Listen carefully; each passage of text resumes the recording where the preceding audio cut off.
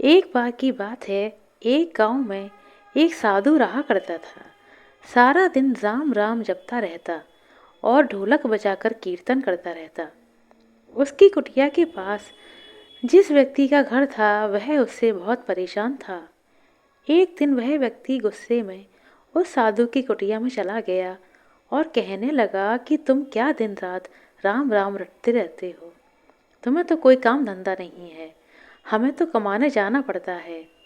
तुम्हारी ढोलक की आवाज़ से मैं सो नहीं पाता।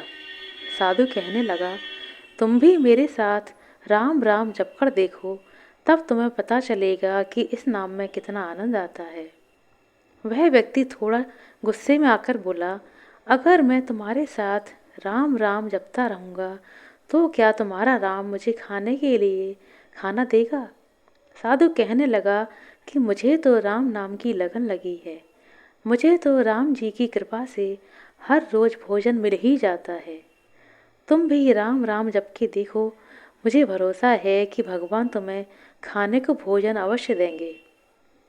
वह आदमी उस साधु को चुनौती देता है कि मैं तुम्हारे साथ आज राम राम का भजन करता हूँ। अगर तुम्हारे राम ने आज मुझे खाना दिया तो मैं सारी उम्र राम की भक्ति में लगा दूंगा। अगर नहीं दिया तो तुम ढोलक बजाना बंद कर दोगे। साधु कहता है कि मैंने तो निष्काम भाव से प्रभु राम की भक्ति की है, लेकिन फिर भी मुझे तुम्हारी चुनौती मंजूर है। वह व्यक्ति साधु के साथ बैठकर राम राम का जाप करने लगा और मन में निश्चय करता है कि चाहे कुछ हो जाए, लेकिन मैं आज भोजन नहीं करूँगा। देखता हूँ कि इसका राम मुझे कैसे भोजन कराता है। राम राम का भजन करने के बाद वह सोचता है कि अगर अब मैं घर जाता हूँ तो मेरी माँ और मेरी पत्नी मुझे खाने को कहेंगी और मुझे खाना खाना पड़ सकता है। लेकिन मुझे इस साधु को चुनौती में हराना है। इसलिए वह घर जाने की बजाय गांव के पास के जंगल में चला गया। जंगल में एक पेड़ पर चढ़कर बैठ गया। उसने सोचा कि मैं सारा दिन इस पेड़ से उतरूंगा ही नहीं, अन्न का एक भी दाना नहीं खाऊंगा। इस तरह मैं उस साधु को हरा दूंगा और उसकी ढोलक बजना बंद हो जाएगी। कुछ देर बाद उस जंगल से एक बंजारों की टोली गुजरती है। उन्हें भूख लगी होती है तो बंजारों का सरदार कहता है, आग जलाकर यहीं पर खाना बना लो। अब खाना खाकर ही आगे बढ़ेंगे। खाना बनकर तैयार हो जाता है। बंजारे खाना खाने ही वाले होते हैं कि इतनी देर में बंजारों को खबर मिलती है कि पीछे से डाकू आ रहे हैं। तो बंजारों का सरदार कहता है कि हमें यहाँ से भाग जाना चाहिए। डाकू हमारा सब कुछ लूट सकते हैं। वे बंजारे खाना वहीं छोड़कर चले जाते हैं। वह आदमी पेड़ पर चढ़ा चढ़ा सब कुछ देख रहा था। कुछ समय के बाद डाकू वहां पहुंच जाते हैं। भोजन को देखकर डाकू कहते हैं कि खुशबू तो बहुत अच्छी आ रही है, लेकिन यह भोजन किसने बनाया, और बनाया तो खाया क्यों नहीं। कहीं किसी की चाल तो नहीं हमें फंसाने की। हो सकता है कि इस भोजन में जहर हो। उसी समय डाकुओं के सरदार की नज़र उस व्यक्ति पर पड़ी। उसने उसे नीचे आने का आदेश दिया।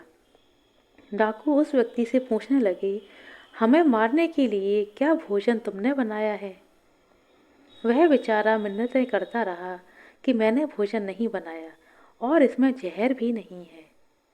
यह भोजन बंजारों ने बनाया है और आपके आने की खबर सुनकर वह यहाँ से भाग गए हैं। लेकिन डाकुओं की आंखें उसकी एक भी नहीं चली। डाकू उसे कहते हैं कि अब तुम्हें यह भोजन खाकर दिखाना ही पड़ेगा, क्योंकि हमें लगता है कि तुमने यह भोजन बनाया है और हमें मारने के लिए इसमें जहर भी मिलाया है। अब तुम ही सबसे पहले यह भोजन खाओगे। वह व्यक्ति जिद पर अड़ा रहता है कि मैं यह भोजन नहीं खाऊंगा, किसी भी कीमत पर नहीं खाऊंगा। अब डाकुओं का शक और भी गहरा हो जाता है। वे बंदूक की नोक उसके सिर पर रखकर कहते हैं कि तुझे यह भोजन खाना ही पड़ेगा, नहीं तो हम तुझे गोली मार देंगे। वह व्यक्ति भोजन करते समय साधु को याद करता है और उसकी आंखों से आंसू बहने लगते हैं। उसने कहा था कि मेरा निश्चय है कि राम नाम जप लेगा तो राम तुझे भोजन भी देंगे। उसके भोजन करने के बाद डाकुओं ने उसको छोड़ दिया। अब उसे भरोसा हो गया कि बंजारों को और डाकुओं को राम ने ही भेजा था।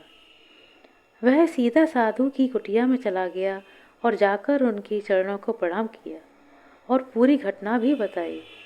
अब उस साधु से भी ज़्यादा उस व्यक्ति को राम नाम की लगन लग गई और उसने अपना पूरा जीवन प्रभु राम के चरणों में समर्पित कर दिया।